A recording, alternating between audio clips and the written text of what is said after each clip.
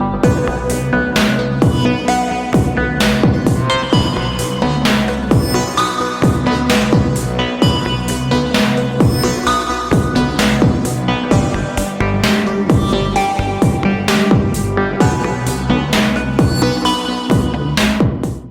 and welcome to the Everyday Board Game Podcast with your hosts, Daniel. And Daniel. And Daniel, we just came off of a good day of gaming. Oh, man.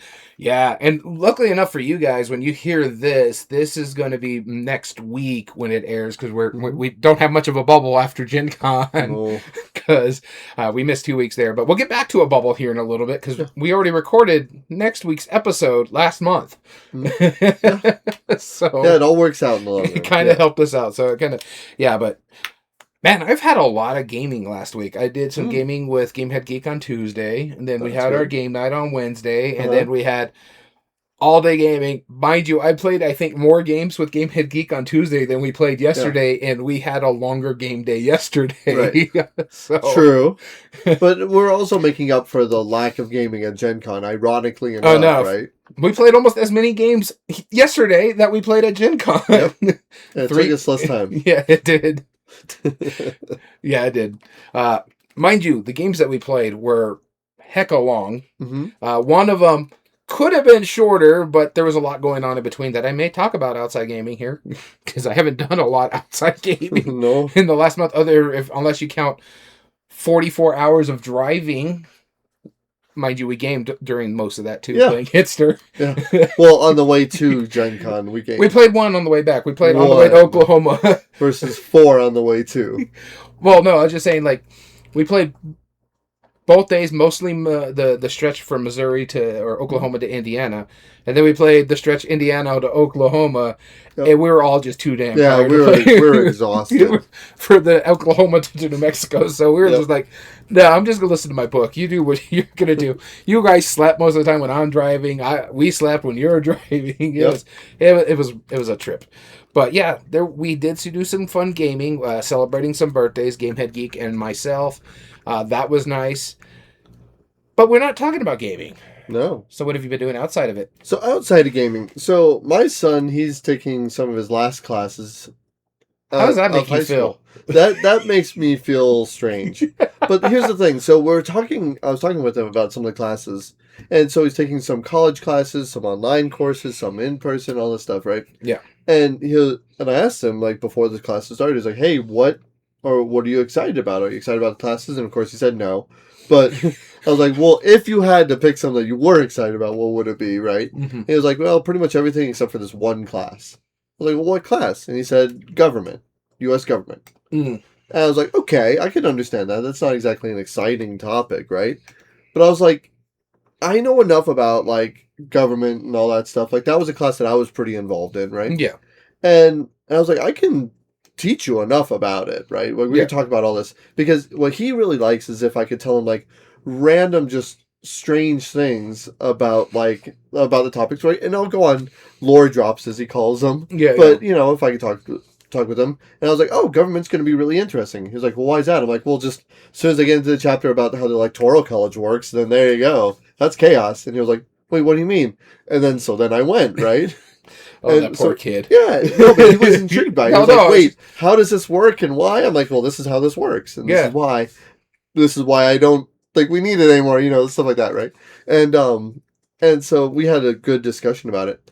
But then that led, for some reason, in the back of my mind, it sparked a mini TV series that the UK produced. It was this comedian in the UK, which I don't remember his name, but I can get it here in a bit. But he made a little 6-episode mini-series that aired in the UK about 10, 15 years ago. And I told him about it, and it was this guy, and his show was called How to Start Your Own Country. Oh, I was going to say, are you talking about the Rowan Atkinson one? Because he did a whole history. Yeah, he did, right? But no, it was How to Start Your Own Country. Okay. And it's on YouTube and all that stuff. And so I was like, hey, let me just show you the first episode.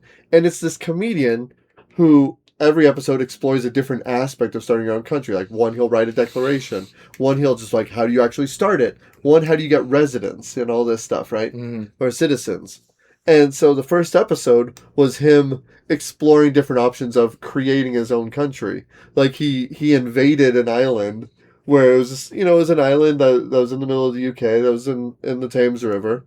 And he just walks over the footbridge. At first, he is rowing it. And he was like, "Oh man, I hate that. Wait, there's a footpath." Sees him going over, and he starts running in. He's like, "All right, we need to invade." He starts putting up public postings on. It's like, "Oh, just so you know, I'm a pretty nice guy. Like, don't worry. It's like, don't be causing no mischief or nothing. But I'm the new leader. I have invaded it." And then somebody calls the police on him, right? Yeah. And then some local law enforcement comes up, and he's like, "That's a good strategy. I realize I don't have any way of defense." And it's a hilarious show. And then my son just fell in love with watching it. It was just one of the funniest things that we've seen in a while. Yeah. And I remember when I was a teenager, I was watching it too, and it was just hilarious. So I got him involved in that. One of the many shows that him and I can watch now. Nice. So I'll probably continue that maybe even tonight. Well, it's funny because the third episode. You reminded me of something that made me laugh back in my college days. Before I decided to go over to EMS and stuff like that, I was a history major. Yeah, I went through pretty far in history, and then I realized there ain't no money teaching. No. So when I was doing it, I took some history classes, and I had to take history 102 or 202 or something like that. It was English history. Oh. And it was just I was at the DACC at the time, and it was one of those college credits I needed to move over to NMSU. And the teacher in there was describing stuff like that, and she made a thing it was saying "Oh no, it's this person that is the third person in line." I'm like, "No, it's the Speaker of the House. That's the next person in line. He's third in line." Yeah. No, it's this person. I'm like, "It's not the minority leader. It's the majority leader. Yeah. Basically, the Speaker of the House. Yeah. Who's third in line." She's like, "No." And I'm like, "Yes, I've studied history long enough." Which teacher was this? I don't even remember her name, but it was over at DACC, and she's like, but it was funny because I was sitting in the back of the class where I like to sit because I just try to keep to myself. I can see the board. You seem like that kind of person. Yeah. Sit in the back of class, do my students, my stuff. I got good grades, so it wasn't a problem. And so when we got into that argument, and she looked it up, "Oh, you're right. It is the majority speaker." And I'm like, "It's right there in the textbook too." So it's like, "Oh no," and there's that. So towards the end of the class, most of the students were in the front of the class, and I sat in the back, and I had a friend that I was sitting next to, and one of my friend's sister was in that class as well, so she was hanging out with me, and I would help them with their, because I know history. Yeah. I studied it. That was my favorite subject in high school and stuff like that. Me and my dad were big history buffs, so we'd always talk about this sort of thing. Yeah. And so at the end of the school year, mind you, we got into this argument at the very beginning. At the end of the school year, nobody was sitting in the front. Everybody's sitting by me. And I was basically teaching the class better than she was. Oof. And so, I just remember that. It was one of the things I was like, how did this happen? I mean, I know you're not a great teacher, but how did this happen? Why am I the responsible one here? And the big part of it, too, is another problem with that is that she was teaching a class, and she was making us watch a movie. It's an hour and a half class because it's college credit and stuff like that. So when the movie wasn't over, she's like, "Oh no, you guys gotta stay and all this and that." And I was like, "Hey lady, I have another class in 5 minutes that I have to walk to." Yeah. So I gotta go. I can't stay to watch your 3-hour movie that I've already seen. Yeah. What movie was it? Do you remember? It was it had to do with something with the president, but it was an older movie from the 40s, or not the 40s, the 50s or something like that. Oh, interesting. But yeah, it was during it deals with the politics and stuff like that. It's not a great movie. Oh no, I can take that back. She was making us watch what is that one? The Oliver Stone one, the Kennedy one. That is highly inaccurate movie. JFK, that's what it was. It's a 3-hour movie. She was making us watch it because we were talking about the Kennedy assassination. Sure. And I was like, and I'm sitting there, and it's funny because everybody's looking at me, and I'm watching this movie, and I'm falling asleep practically. And everybody after class, a week before the next class, they're like, "So you don't like that movie?" And I'm like, "It's highly inaccurate. I don't even know why she's making us watch this thing." Yeah. It's just that way you can remember the initials. That's really what it is. Yeah, it was so bad. But, yeah. So it's interesting that your son is finally finding something in government to enjoy because it took a comedian. Right. And it took a comedian. Again, him and I get along really well when it comes to if I'm ranting about his classes and my thoughts on it, I tend to make it pretty enjoyable for him. But I think it's also because it's less of a passive thing. And more interactive, right? There's another comedian for like history that I recommend, but if you're okay with a little bit of cursing. Yeah, it's fine. I don't know how you feel about the comedian Lewis Black. Oh, sure. Yeah, of course. I forget what it's called, but he's got a comedy special that deals with history. Well, then, we'll write it down. We'll Google this as soon as this episode's done. It is History of the Joke with Lewis Black. Okay. And so he had a really funny one, and he has an HBO special that was really good too, and I'll look that one up.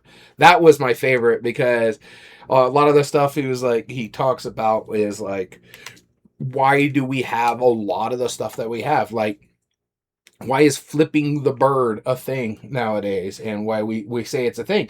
And it goes back to the English-British War, or the English-French War back in the day, when you had the longbowmen, and one of the things the French used to do was cut off the middle finger of the longbowmen because they were terrified of them, because they could hit from quite a bit of distance. Yeah.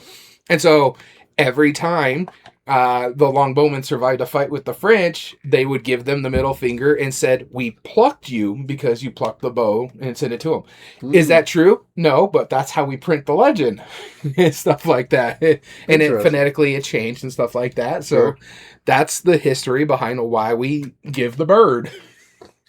So you already heard it, people. I don't know if you turned in for history lessons, but now you're hearing it. Yeah, so that's why stuff like that is what got me into seeing a lot of history too. I had a great history teacher that used humor to teach history, and that's when I fell in love with it. Right. Because like at one point he's teaching like Attila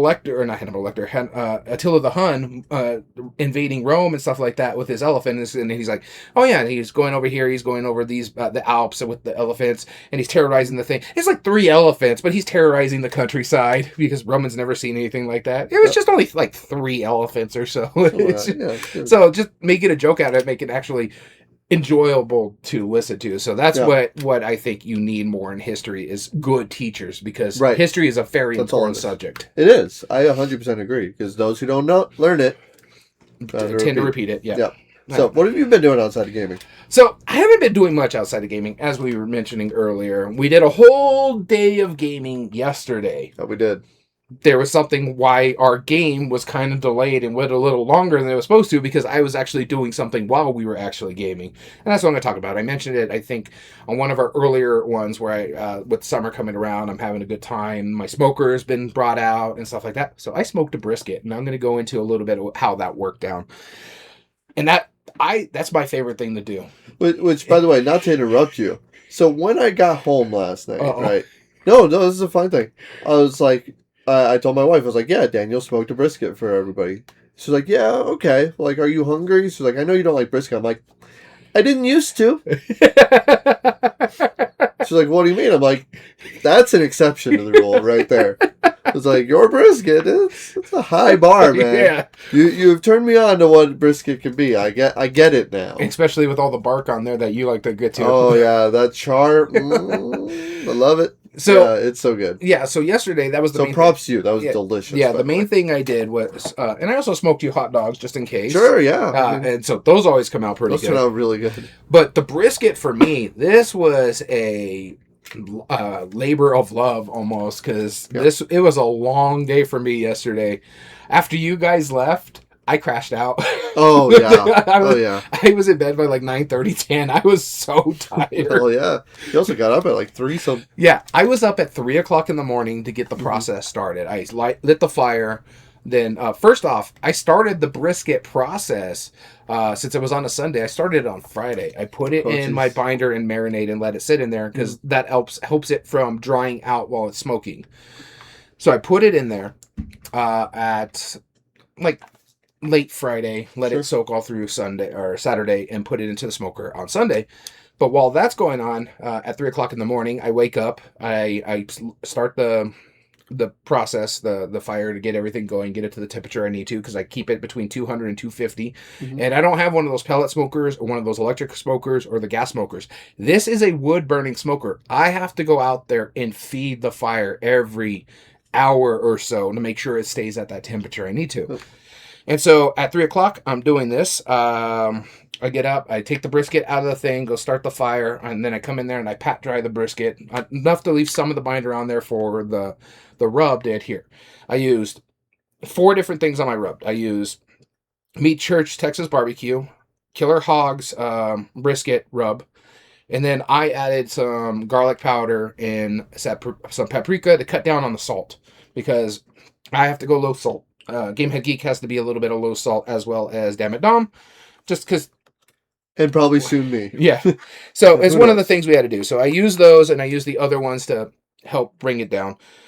Put it on the grill, the smoker, at 4 o'clock in the morning. I get that all done, pat it down, put it at 4 o'clock in the morning. I've been up an hour. Haven't even had my coffee yet. Yep. Put it on the smoker, and I'm using a combination of apple wood and mesquite wood to keep the fire going because I think those give the best flavor. Oh, mainly start with the apple wood when it's not wrapped to get that good penetration in there. And man, did you see the smoke ring on those things? It was gorgeous. Do you like cherry wood too, or no? Cherry wood's fine. I just think apple wood has a sweeter thing, and especially for beef. Mesquite and apple wood are the two best. Mesquite is my personal favorite. I love that flavor. I used all the apple wood at the very beginning, the very first part of the morning to get like that sweetness into it, as well as I also run it as a humidifier smoker in a sense. Mm-hmm. So I'll have a pan underneath the brisket that has water in it. I use what I used for my binder in there just to keep it moisture in the air while it's heating. When that runs out, I put an orange soda in that thing just to keep it going, keep that thing. Because what happens afterwards when I get it, I pull it out at I think it was 145 the degree, and then I wrapped it because it's got a nice smoke ring, it's good and stuff like that. And when I wrapped it, put it back in there, and I smoked it for a few more hours. I think it's like 2 or 3 more hours while it was wrapped. Pulled it at like 1 o'clock. While it's wrapped, threw it into my resting blanket, because I have one of those, and just let it sit there for an hour. We went back to our game, taught Damn It Dom, let him jump into the game. Mm-hmm. And after that, I went into slicing it and getting it ready for everybody. And it was by far one of the best ones. So I wrap it, when I say wrap it, I put it in butcher paper, wrap the brisket, and put it back into the smoker. This way it can still continue cooking. And you always take it off the cooker and don't slice it for about an hour because you want everything to, it's still cooking while it's resting. So you want to rest it and let all that liquid, or not the liquid, but the moisture constitute back into it. My God, that was such a good brisket yesterday. Pulled it about 160 is what I have here, wrapped it, put it in there, rest for an hour. In total, it took me about 8 to 9 hours completely to get it done. We ate about 2 o'clock. My wife went and picked up sides from Rudy's, just beans and stuff like that, because I'm like, I don't want to deal with doing sides as well. Yeah, you're doing enough as it is. So, and then between that time, I would literally set an alarm on my phone for every hour. So when it went on at 4, I would lay down, take like a little bit of a 30, 45 minute nap, get up at 5 o'clock, put more wood on the fire, 6 o'clock, 7 o'clock, 8 o'clock, and just kept keeping it. And then when it's about to be pulled, I'm constantly putting wood on there to keep the smoke going, even when it's covered. And yeah, it came out really good. I was quite happy with it. Very good. You enjoyed it, didn't you? I did. I did. It was really lovely. Yeah. Like, honestly. I mean, like, see, here's the thing. Like, I listen to, like, people, like, saying, like, oh, you have to do this step, then this step, then this step. And I'm like, man, I wonder, there's got to be a few of those steps that are just, like, superfluous. I'm not saying yours is, right? But it's like, in my mind, I'm like, that's a lot of extra steps. Like, there's no way that it comes out, like, that good. And then I have yours, I'm like, all right. I mean, clearly there's on to something. Yeah. I'm sure there's some kind of streamlining in there, but I wouldn't know what. Yeah, the streamlinings, you don't wrap it, and that's why it gets drier. Well, so but I mean, like, I'm sure you could have the same level of as good a brisket as is without, like, some of that work. Well, you can. Probably if you're roasting it and broiling it, there's a difference, but it's not going to give you that smoky flavor. Right. The other issue, too, brisket is a very tough meat. Yeah. So you need that low and slow, because that's how it gets as tender as it really gets. Because if you cook it fast, it's going to be really tough. Yeah. That makes sense. So, that was about 10 pounds of meat for about 5 people in this house. It's all gone. Oh, sure. Yeah. Gamehead Geek had several helpings. There was enough for a bowl to put in the fridge overnight. And me and my wife had it for lunch this evening. You know, it was done. It was done. It was good. So I think everybody was happy with it. Very much so. What your Heck of a chef. I gotta give you that. I'm more of a griller, but thank you. Hey, but that's all right. More manly, I guess. I don't know. Well, and you've had my my fajitas and stuff like that too, and you've enjoyed those. So I wish you could eat something that I make, but it's all 100% carbs and just like salt. Like that's all I cook, right? Yeah, like just terrible for you. Anyway. The next thing I want to do, maybe I'll make you guys the guinea pig for it, is I want to do a spatchcock chicken. What'd you call me? You heard it. You heard it here first. Spatchcock chicken on the smoker. A smoked chicken should be good. And spatchcock just cooks it faster because you take out the spine. Okay. Interesting. Well, I like chicken. I'm not gonna... Cool. All right. Well, let's get into today's episode. We didn't even tell everybody what we're doing. We just went straight into talking about. If you saw the title, you know what we're doing. Yeah, you know what we're doing. We're gonna do a board game brainstorm today. We're gonna break down. Or not breakdown. Sorry, we're gonna brainstorm Lords of Waterdeep today. Mm-hmm. And this one's an interesting one. You and me have both played this, not for a while. I think the last time we both played it was like 2016 or something. It's been about 10 years. Yeah, and so the main thing, it falls under our rules that it's 10 years or older. This is a highly popular game that just got a reprint as well. Yes. Renegade? Yeah, yep. Renegade is the one that's doing it now. And so I thought it would be a good idea to do this one. It's highly popular. Dungeons and Dragons actually been surging again with 5th edition just coming out not too long ago. And the Stranger Things aspect that's really helped it too. And what is the most recent thing? Oh, Baldur's Gate 3, which was a big one last couple years. So this game was due for a reprint. This is not the company I wanted to do it. I would like this to be an Awaken's Realm kind of game because it is a good worker placement game. It is solid. Contract fulfillment, that sort of thing. My big issue with this game is the fact of the matter is it shows its teeth. You could tell how old it actually is. Yeah, and back in the day, like I get they brought the theme to worker placement game. Mm-hmm. And what we mean by worker placement, you send out your workers as actions, you take spots, gain resources, then send them to different buildings to get even more resources in order to build buildings, but then finally you're completing quests by turning in those resources. Yeah. Specifically, there's like different colored cubes, and they represent different types of like villagers. Classes. You got your mages, thieves, your barbarians, clerics, rogues, that kind of thing. So you have to send them on certain quests in order to do it, and you get gold in return. Whoever has the most gold at the end of the game wins, the most points. So that's essentially how it works. So we're going to be giving you 5 recommendations based on our G.A.M.E.R criteria on games that, if you like Lords of Waterdeep, you might also like these for these 5 reasons. Or vice versa. If you like these games for their reason, you might like Lords of Waterdeep. And the big thing we want to talk about, Lords of Waterdeep, was designed by Peter Lee, and as I mentioned earlier, is published by Renegade Games. Originally was Avalon Hill, right? That originally did it. That's a good question. I think so. I think it was Avalon Hill that originally did it, and now Renegade has it because they have a working relationship with Avalon Hill. Really, Peter Lee. Peter Lee, yeah. Interesting. Yep. Okay. That makes me think we have a game that's going to be a crossover. Yep, we might. Because I had that same reaction. Because I didn't know who Peter Lee was prior to this. So we will talk about that when we get to it. All right. So as always, I'll flip the coin of doom, and then we will choose on which side. Who goes first based on the coin of doom, and then when we do that, we'll break down the G.A.M.E.R criteria for you. All right. So anything else we want to say about Lords of Waterdeep? So for me, not Lords of Waterdeep, but the way I made my list, I tried to stay away from too many worker placements. I didn't succeed, but there is 4 that fall into that category. But I think because of where I put them, it kind of makes sense what we're trying to do. And so we'll get into that. But I also tried to dig up games that also have the Dungeons and Dragons theme on it. And honestly, or fantasy for that matter, and nothing really fit except for maybe 1 or 2 that I have on my list. I get that. And me, I didn't. So, I just did what I can. Although I will admit, most of my games, they're not super new, but we'll see when we get to them. There's only one game on my list that I don't know if is in print, but I see it around from time to time, so we'll see. I don't believe one of mine is, so let's see. Here we go. All right, I'll be starting us. Game immersion.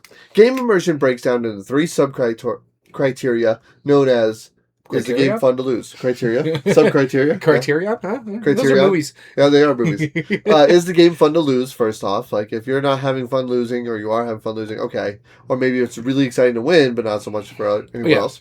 Player interaction, and specifically, like, role-playing, table talk, all sorts of fun stuff like because, that. Hey, Dungeons and Dragons. That's right. Exactly. Does it feel like a Dungeons and Dragons game? And finally, memorable moments. Those moments that make you stand up and cheer. So, this game...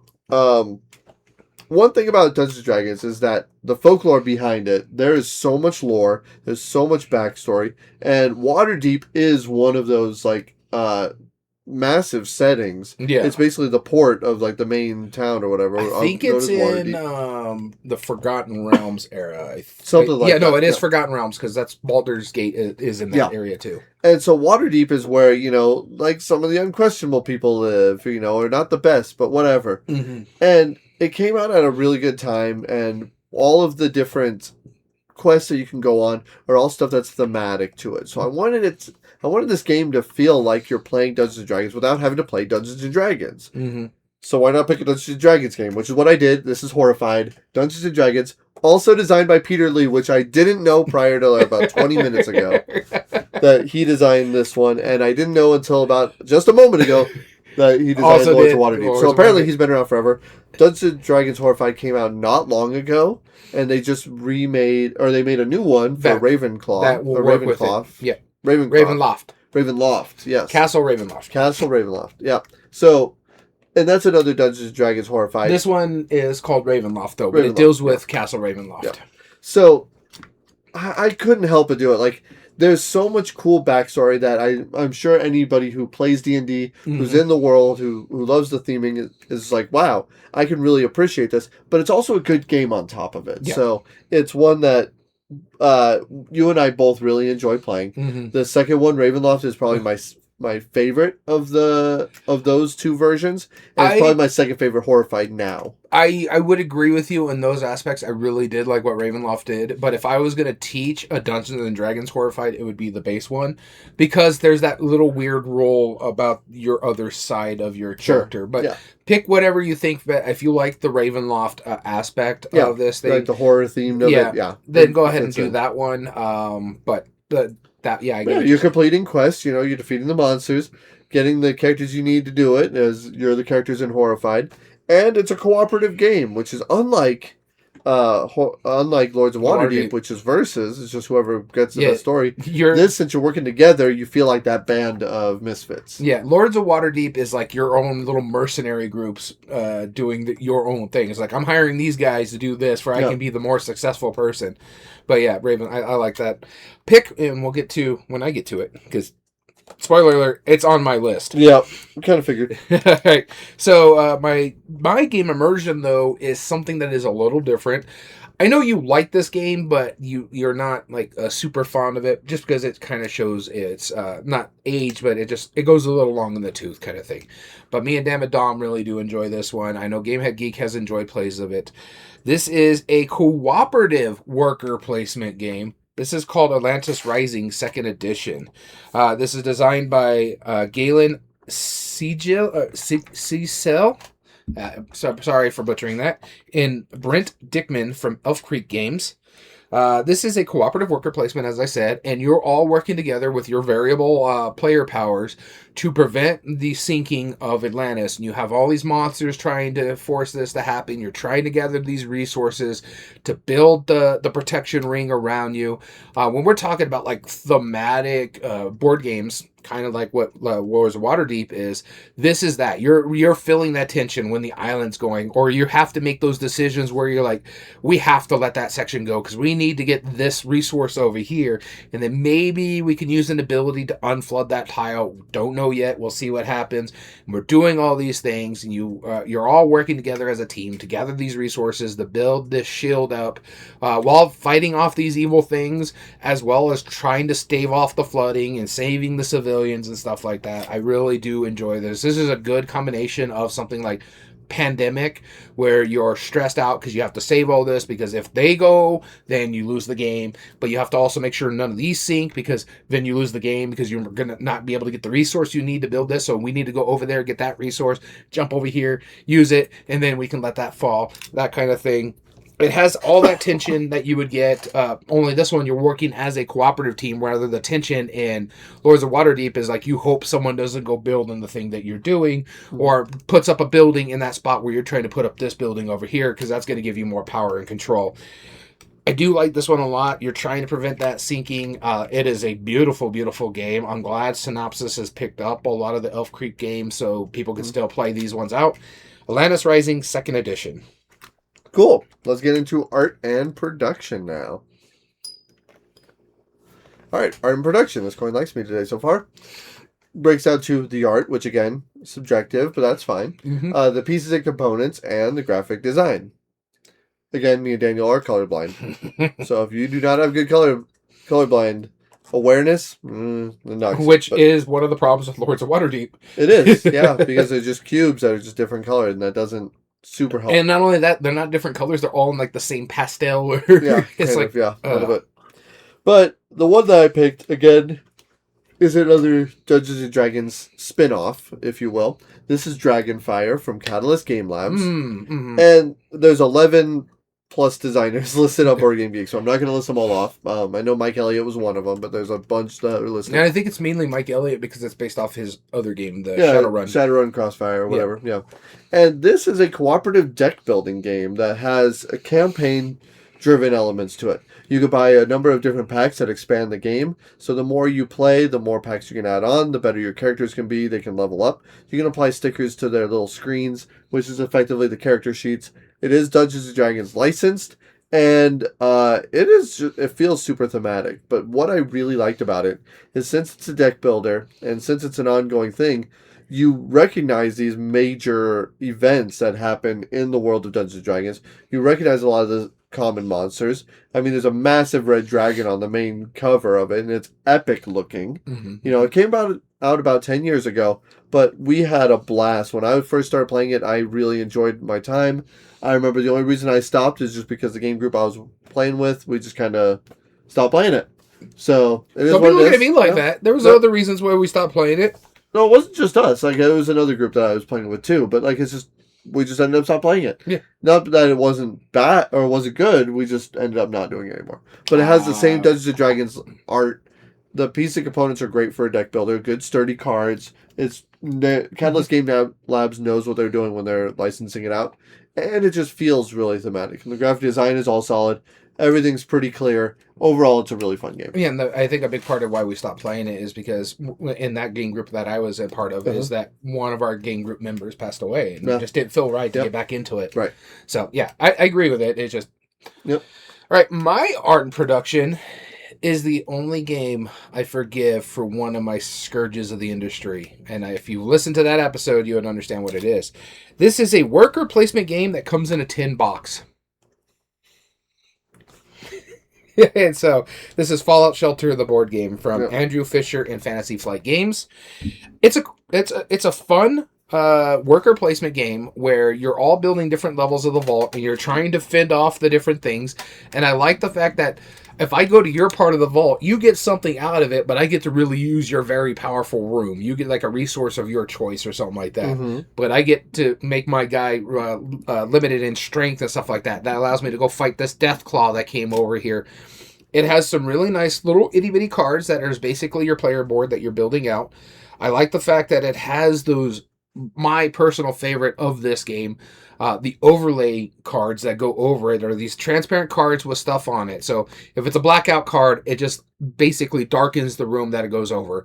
If it's rad roaches, there's rad roaches now in your thing. You still see your room, but it has these overlaid insects or raiders or Deathclaws. If you're very familiar with Fallout, you know what I'm talking about. These characters that are just overlaid in there, and now you have to go to that room to fight those things because they're bad for you if they keep going, or if you have to go and fight a fire, and then you're leveling up your workers to be specially trained in specific stats, like out of the special stats: strength, perception, endurance, charisma, intelligence, and agility, and luck. I think those are all of them. Those are the specials. And I like what it's doing. The box cover or the box makes sense, and that is part of the production value of it, because this is supposed to be like a futuristic 1950s style game, because that's what Fallout World is like. It diverges from our personal timeline because they really went all up into nuclear power. And so in the 2070s, when the bombs dropped, they were kind of a 1950 era style system. And this looks like one of those 1950 style lunchboxes. But the card art is great. The little minis that are like that big, all are different molds and stuff like that. We all have the same molds, but they're all different. So, like the different bottle cap characters that you are bobbleheads that you can collect in the game. So I like the way that what looks. It has some great style, very easy to read. Goes a little long, but so does Lords of Waterdeep. But I really do enjoy this one. That is Fallout Shelter, the board game. Very good. Let's now go into meaningful choice. Meaningful choice breaks down to impact on other players, the depth of strategy, tactics, or skills, and finally, do arbitrary choices or AP impact the game negatively? Now, this one is the biggest stretch, but I want to explain the mechanisms of why. One of the big things in Lords of Waterdeep is as you build buildings, other people can use them, which would give you a benefit by them using it, but it also benefits them because they're normally a better space than a lot of the action spaces available. So you're not only just trying to complete quests, that's a big part of it. If I remember in Lords of Waterdeep, if you use their building, you have to pay them something. Right. Or they get points or something like that, right? Yeah. And that was very reminiscent of Kalis 1303 or Kalis, the original worker placement. This is William Attia and Space Cowboys Games, who makes the newest version, Kalis 1303. And in this game, it is one of the original worker placements. You are building buildings, you're getting resources to do so, you're sending your people out to the workers, and they are all along the river path. The river path then activates in that order across the board, and as you gain those resources, then you could potentially build more buildings, which is worth more points, and thus actually have those buildings available for yourself or other people to activate, which would also be your gain. I thought it made a lot of sense to compare the two, right? And the new version, the 1303, is a lot cleaner, a lot prettier. It looks better, and again, doesn't have the creepy dude on the cover. Doesn't have the creepy dude on the cover. The really, if you've seen the original cover, you know exactly what we're talking about. Oof. But, I mean, that game, Lords of Waterdeep, didn't come out that much later, and I feel like a lot of it was inspired by this original worker placement game. Yeah, because the original came out, the Astari version came out early aughts? Like 2005, 2006? So yeah, something like that. Yeah, about 6 years. 2012. Yeah. So that's my recommendation. I feel like it just has the same level of choices, good deep strategy of what you're doing, and impacting others. This was one of the very few other worker placement spots. Provost. Where, that's one of the meanest pieces in it. This is one of the very few worker placement games that lets you build up the worker placement spots, and you can gain control and ownership of them to benefit when other people realize, oh, okay, fine, I'll let you benefit from me, but I need to go here. Like, I love that idea, and it makes sense thematically. What, so no Great Western Trail? What about it? It's your favorite game. We know. It's your favorite fisting. I'll stand by this one, though. This one makes more sense for the meaningful choice. I don't disagree. So for my meaningful choice, this is not really a hear me out. It kind of follows a lot of the stuff it does, but there's a little bit more luck in this than just a straight pure worker placement, but I really do like what this is doing. This is also a worker placement game. This is like from a family line of games, though. It's not super family intuitive. This is Creature Comforts from Kid Tables Board Games designed by Roberta Taylor. And I like what you're doing. You're basically anthropomorphic animals trying to settle in for the winter because it's going to be a long winter. And so you're trying to fulfill contracts to make it easier, to make it more luxurious for you when winter comes around. What I like about it is that you're putting your workers out before you even know if you can get those resources. So you're like, okay, I know what I'm getting possibly because we all use these dice, but I'm not allowed to roll my dice until I put my workers out. So it's like, I really need this resource, so I got to go here because I got to block you from getting that spot because I need to go there. Then I got to go to this spot because I need to do this before I can fulfill this card. And then I need to get these resources, and then I hopefully can get this card here. But if not, I'm still getting something when I go to this spot and stuff like that. Sure. Oh, and I'm going to go here because the badger over here can help me do something. Okay. And so we're doing all those like, fun little worker spots.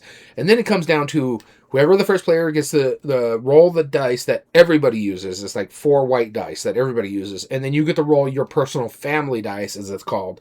And you roll those dice. And that's going to determine if you can meet those numbers. It's like, okay, he rolled a 2. I need to make sure I roll a 3 right now or something like that. And you get stuff that can help you later on by adding or subtracting a die roll here and there if you don't succeed. So it's not like it's super lucky. There is some mitigation to it to make you more successful next time around. And you play it over a certain amount of stages, and whoever gets the most points at the end of the game, like Lords of Waterdeep, becomes the most successful family who are going to be really prepared for winter. And I like this one because there's a bunch of contract fulfillment where you're like, okay, I need to do this, and now I got this, and now I got board games to play during the winter, or I took up knitting, and so I have some warm clothes to play during winter and stuff like that. So I do like it. It is a lot of decisions to make, especially that point where you don't know what's rolled, but you have to be hoping something comes up because you need these resources and stuff like that. And there is mitigation there. It's fantastic looking. I'm always a sucker for anthropomorphic animals. So, yeah, Creature Comforts from Kid Table Board Games and Roberta Taylor. Cool. Now let's go on to Ease of Play. I'm going to take this one. Don't even worry about that. Ease of play is the simplicity and familiarity of the mechanism, the likelihood to get to the table, i.e. the mechanism or the theme, and is it easy to learn, understand, and or teach? And the reason why I took this is Horrified Dungeons and Dragons. This is where the crossover is. Fair. I did do another heads, though. Yeah, it did roll heads again. But I was like, no, this is the crossover. Let me just go ahead and get this out of the way because we already talked about it. Peter Lee Ravensburger, as he mentioned earlier, designer and publisher. I put it here because it's by far the simplest game on my list. It is basically, at its core, a pick up and deliver game. It's like, hey, I gotta go get these tokens and take it to this location to fight this thing. And once those are done, we have to go pick up these tokens and come over here and beat this guy up. I also like about this one, because this is actually easier than Creature Comforts, as I just mentioned, because it's variability. You can make it easier depending on who you're playing with, or harder depending on who you're playing with. So if we're known for playing Horrified all the time. I own everything of Horrified. I can do it where I have to face, 3 or 4 monsters or creatures at one time, or basically fight everything in the box for Dungeons and Dragons, because I think it's 4 monsters now. Or we can make it easier if you're playing with newbies and only fight 2 monsters and fight the 2 recommended easy monsters in their list. I love that variability on there. It'd be like, we're gamers, we know what we're doing, we're very familiar with Horrified. We can make it harder for ourselves. Or, you don't know too much, this is pretty simple, make it easier for yourself. It's also very thematic, because for us to use our abilities compared to some of the other Horrifieds where you just like, that's your special action, here's your ability. It's like, no, you roll a d20 like you would in Dungeons and Dragons, and whatever number rolls is what your ability is going to be. I really, really do enjoy it. And like I said, I really do enjoy Ravenloft more, just because a little bit of a nuance. But I recommend Dungeons and Dragons because it is the simpler of the two. Because again, when you're playing Ravenloft, there's a part in there where you either are forced to, or you can choose to flip to your other side, basically making us vampiric and having better abilities, but there's also a curse to that as well. So this way, you just roll your die, you do your power in Dungeons & Dragons. So I like it. It is a fantastic pick up and deliver game. Great Dungeons & Dragons themes. In fact, I would get people to play this one before I would get them to play Lords of Waterdeep if they're new to gaming, because it's that much simpler. Cool. That's why I went to Ease of Play. Nice. Very good. My Ease of Play is an oldie but a goodie. This is also from the mid-2000s. And this one has the smelly leather cup. Oh, you put this at Ease of Play? Yeah. Math, the board game? Math? I mean, Stone Age is no more math than anything else. All you got to do is roll some dice, put some workers out, and then divide by 3. And then divide by whatever numeral is the corrective value of said resource. You know... I don't think it's that bad, but I get the concern. No, I get what you're saying, but I'm just like, wait a minute here. Didn't we just have a whole conversation about someone that goes to your game night that can't do simple math? Correct. There you go. Well, I wouldn't show him this game. That's not the point. But what I'm saying, though, is that you're still adding up a lot of different numbers in Lords of Waterdeep. I'm trying to justify here. I don't disagree. No, what really kind of boiled it down for me, though, is that, like, you have, like, basically 4 different main resources, except for food in this one. You have food that you have to feed your people. But in Lords of Waterdeep... in Lords of Waterdeep, right, you know, we watched Tabletop with Will Wheaton. I watched the episode today. Because I was like, you know what? You didn't want to watch the other teaching video? No, I'm okay. But I watched, not because I didn't remember how it plays. It's just been a while. I wanted to watch Tabletop again. It was a good excuse, right? Exactly. I love Tabletop. So I watched the episode again. And I remembered very distinctly, and from my very first play, I was like, man, you really kind of don't care what the different colored cubes are representing. Yeah. You don't really... You just want those colored cubes, yeah. Yeah. So, like, after a while, they're like, oh, well, I need a thief. It's like, and then eventually they're like, all right, I need 2 black cubes and a white cube. All right, that's it. Yeah. And they just stopped trying to be thematic. I mean, realistically, in Stone Age, that's all you're doing, right? It's like, yeah, I'll throw out some gold, I'll throw out some stone. Cool, it's done. I have the resources I needed, I got the points, game, set, batch, right? Gotta go make some babies. Yeah, it doesn't really matter what else you're doing in that. So, I thought it made sense for ease of play. Honestly, it is simple, and especially, I think the fact that, like, you're sending your gatherers out. It's like, oh, well, you guys are going to go get some wood. That's divided by 3, right? So, the more workers you send out there, or the gatherers, right, the more dice you roll, and then you divide the result by 3, and that's how many of those you get. So, if I roll 4 dice, and I end up rolling an 18 between those 4 dice, well, I divide it by 3, I get 6 pieces of wood. Cool. But I sent 4 of my workers to do that. And that's a little tricky, right? Yeah. So I like the fact that that's what it's doing. And I feel like the dice rolling adds an element of comfort to people. Like, they're like, oh, well, yeah, that makes sense. There is a chance, right? Yeah. And, you know, you could roll better than me and you just get an advantage. Sure. That's absolutely possible. But that doesn't make it not easy to play. And it's easy to understand that there's that chance. Like, you might not go catch fish if you're trying to get fish. You probably will, but you might not catch many, you know, especially if you send one person out. Who knows? There's like there's a small chance you might not catch anything at all. So all of that leads up to that thematic choice, but then at the same time, it's easy to understand. Worker placement itself is easy to understand. The number of spaces, once those spaces are full, just fold. You know, that's just make sure you know how to do long division. Yep. All you need is long division. But to understand, learn, or teach, yeah, I mean, I still teach this game. Yeah. Like, I don't play it until every couple of years. I play Stone Age, but I don't have to read the rule book. I know exactly how it works, and I can still teach it right now. You know, last time we played Stone Age, we played it on Board Game Arena. And I was cursing the dice on there because they were not working in my favor. I was sending, like, a lot of workers. I went, like, one time I needed meat because I had to feed my people. I sent a bunch of workers, and they came back with 4 pieces of meat. I had 6 workers there, and they came back with 4 pieces of meat. It's like, come on! Yeah, I don't blame you on that. All right, now for replay value. All right.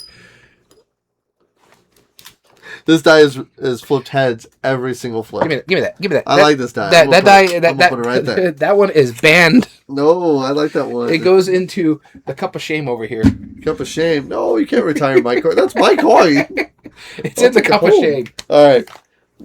For replay value. Replay value goes down to length of time and scaling well, minimum number of plays for the full experience, and expandability. Lords of Waterdeep has 1 expansion. This game, while it doesn't have expansions, it has a spin-off. They're not fully compatible. But the minimum number of plays, because of the variable set up with all the different cards in Lords of Waterdeep, this one kind of has that, except instead of cards, it's boards. And it is also that replay value. Lords of Waterdeep takes a little bit more time to play. It's a little bit longer of a game. And so is this, because you're going on this epic experience. This is Almanac the Dragon Road by Scott Alms. And I did not write down the publisher, but it is Colossus Games. Colossus Games, thank you, yes. I like this game a lot. Almanac is a really clever game. You're just getting resources, you're paying for them. But what happens is one player at the end of each page will decide which divergent path you go on, and that will lead to another page, and you'll play it over 6 like rounds per se. And they all have different each one changing up a little bit how it works. It's a lovely game. I like the replay value, and even though there's no expansion for this, I don't think that there's enough, like, there's so many different replays that you can play that you don't need the expansion. All based on decisions. Yeah, all based on decisions. It's a really clever little game, and I like it a lot. So, Almanac, the Dragon Road. I don't want to beat a dead horse. It's just really neat. If you've never heard of this, go check it out. It's really intriguing. Don't disagree with you. If I thought of it, it might have made my list. I don't know where I would put it. I wouldn't put it in replay value because I was quite happy with what I put in replay value. Okay. But I do own it. I own both versions of it. And I think it's a fantastic game. So. Yeah, it's really clever. All right, so my replay value one is this is a big one. I'm shocked people don't realize it's on here, and it's not the one you're thinking that I always put on these lists. I specifically did not put viticulture on my list for that reason, because I always put it when there's something that's worker placement. So I wanted to think a little different. But this one is right up there. It's about as long as Lords of Waterdeep. Can go a little bit longer depending on the player count, but not much. But this one is a good game. This is Lost Ruins of Arnak from Min and Elwin. This was on my short list. In CGE Games, what is it? Czech Games Editions or something like that was what CGE stands for. 4 expansions. The 4th one just got released. I think it's going to be released at Essen. They just announced it here soon. Mm-hmm. It's Secret Shipments, which I'm excited to get. As you can see, right under there, you can barely see it, but that's the big box for it. Because I have the adventure chest. I really do like Lost Ruins of Arnak, especially for the first expansion, which made it push it over Dune Imperium for me because of the asymmetrical characters that really make that game sing. I usually don't say there are games that need specific expansions. There's 2 that I think that have to have it. Champions of Midgard is one. You need that Valhalla expansion to it to really make that game sing. Right. This is the other one when you get the Leaders and Expeditions expansions. That is the main one that you need, is just the Leaders. They give you those asymmetrical characters with the asymmetrical decks. It just makes it so much better.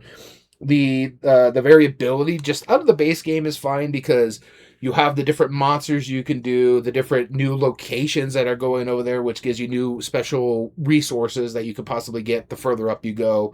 The track system, I like the fact that with the expansions, they change the track system, so you have this track or that track. I love the different, I forget what they're called, but the blue cards are like the jewels or something like that, and then you have the item cards, and I like how one side gets longer while the other gets each round it goes. I really do enjoy this game a lot. I think it's a fantastic worker placement, blending with deck building. I think this is a good game because of how they blend those 2 mechanisms. There's been, 3 or 4 games that 3 games that recently came out about it with Dune Imperium, I just mentioned, and the other one was Endless Winter. I think this one has really stayed better than those other 2. I can't even remember the last time we played Dune Imperium. Can't even remember last time we played Endless Winter. I had everything for Endless Winter, and I think I sold it all because both of us were just kind of like, it's fine.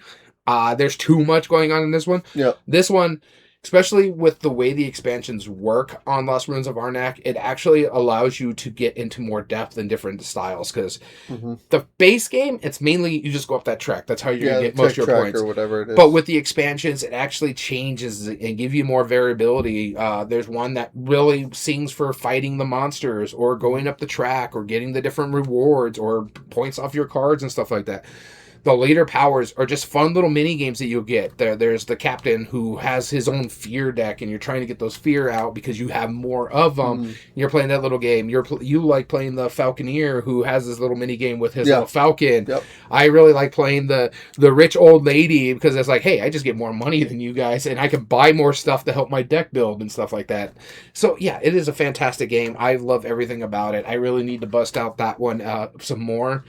But yeah, so Lost Ruins of Arnak was my replay value. Cool. So hopefully that'll give you some ideas of games that if you like Lords of Waterdeep, you'll also like these games. Or vice versa. If you like any of these games that you listed for the reasons that we listed them why, then hopefully you'll check out Lords of Waterdeep. Any other things you want to add? Like I said, I put like viticulture on most of the things, and viticulture would fit on this list because it is contract fulfillment, worker placement kind of thing. I like that Grande worker, but I briefly considered like Century Spice Road. I was thinking that one too. Was another one on my short list. Those resources. Splendor is like a really simple thing, even though it's not worker placement. Yeah. Yeah, there was a whole bunch of. There is some stuff that really fit in here, but I wanted to think outside the box. That's another reason why I purposely said I'm not going to put viticulture on this one, because I always put viticulture on worker placement stuff because it is one of my favorite worker placement games. Yep. For that reason, but it's like no, these games deserve their love as well. And I think you had really good picks too. But cool. Yeah.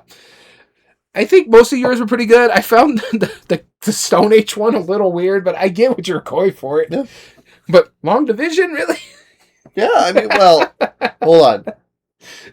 It's easy to do if you got a pocket calculator. Yeah, it is. And most of us do nowadays. We got these things in our. Not if you go to a game night that bans phones at the table. Yeah, it could. Yeah. So let's get the one guy who's good at math and say, "All right, you're going to score this for us." Yes, sir, we will. So we hope you've enjoyed today's episode. If you ever want to email us, you can email us at everydayboardgames2020@gmail.com, whether that's to possibly join in on future contests for some reason, or whether it's to contact us and just say hello or give us ideas for future episodes. You can email us there. Also, Instagram.com/everydayboardgames. Make sure you follow us there. So that way you can see all the games that Daniel and I have been playing recently. And finally, Discord. We have a Discord now. Check it out in the description below and join our Discord so we can talk games when we are not streaming. And just before I get into my bit of the spiel, just FYI, he talked about future contest. In 2 weeks, we'll be starting one at the start of the September cycle. So... Yep. Start listening. There's some clues around this room that'll tell you what the game is. All video re-uploads and reviews are found under youtube.com/@everydayboardgames. And if you like what we do, there are 3 things you can do to help us grow on the platform. Subscribe if you're not, like the video, and comment down below and tell us your thoughts on the subject. We also stream our episode live at twitch.tv/everydayboardgames. Make sure you follow us there so you can join in on the live chat while we're filming our episode, and like any of our friends that were lurking behind the scenes today.